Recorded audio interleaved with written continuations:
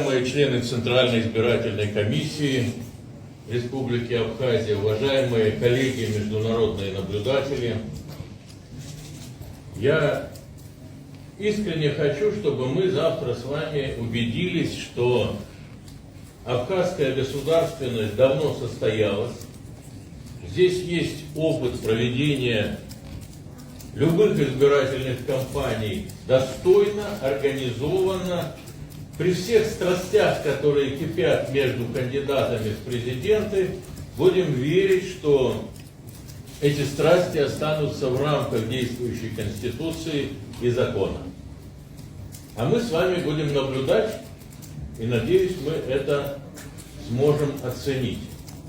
Да, действительно, я в Абхазии и на выборах, и в других политических ситуациях бываю уже больше 30 лет. Как и в других странах, я вот только что был международным наблюдателем в Республике Беларусь на выборах президента, был сейчас в Сербии, у них пока нет выборов, но я боюсь, они там не за горами, поскольку политический кризис острый.